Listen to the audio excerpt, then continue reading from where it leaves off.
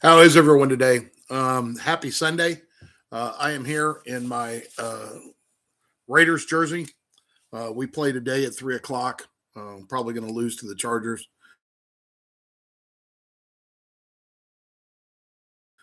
either with a rookie quarterback or we'll see. Maybe Aiden O'Connell is the real deal. And the reason I usually don't do like these back to back videos, I did one yesterday, but I wanted to talk about a case that actually came up yesterday, and I had a client a few years back that I did some really good work for.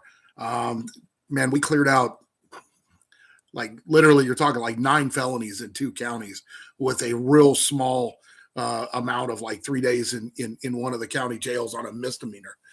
So we did some really good work on that case. And then, but I really kind of got to know the client quite a bit, and the guy was kind of a outwardly gangster. That's what he did. He embraced. He was a criminal for life. But the type of crime really that he was involved in mostly was theft. And these are like theft of people that will park jet skis next to their house, people that have, good lawn tractors, 4x4s, things like that, side by sides. They'd go out and that's what they would do. They would steal these things. And there really wasn't an element, a high level of criminal activity. Okay. Now, I did know that very seriously, and threats have to be responded to a certain way. I mean, you can't just run and hide. If you do, obviously you're going to make yourself more vulnerable. Well, I don't know because I wasn't his attorney for this following case, but I had kind of kept track of him a little bit, and then I had ended up getting a call from somebody that had been associated with him yesterday. Kind of set all these things in motion, and it was akin to the fact that apparently shot and killed one dude, and then just kind of went, I don't know. I don't know what happened. But it was interesting because reading back through the police report, one of the other 2 victims that had gotten shot, but they weren't actually killed, said that as he was shooting the first guy, he literally looked at the second person and had this maniacal and hysterical kind of a laugh as he began shooting at the other guy. And I mean, went in the house with guns blazing and ended up shooting 2 other people. They did not pass away. And the client is now serving a 40-year clip in World War II, and actually in D-Day at Normandy Beach. But then he actually served also in Korea, and he was a very highly decorated master sergeant in the U.S. Army. But in the story of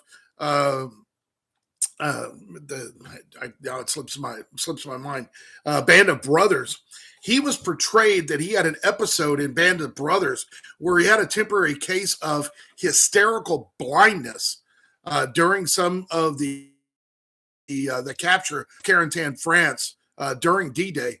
And hysterical blindness is interesting because it's a temporary neurological disorder that is a person that has numbness, temporary blindness, or paralysis that generally is not consistent with both their future diagnosis as well as a past diagnosis, but it trauma.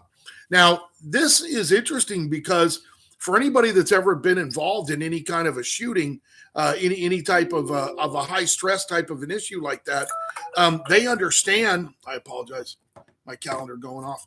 They understand that like police officers that are involved in shootings and things of that nature, there are major sensory distortions. There's tunnel vision, altered perceptions of time. Things where all of a sudden they become deaf. Different things like that. And it makes me think that, at that particular moment, that my client was in the middle of this shooting, how did somebody that, even though he had an extensive criminal history, I'm not gonna lie, I think the guy was arrested like well over 25 times for all kinds of felonies, but really not a lot of major violence.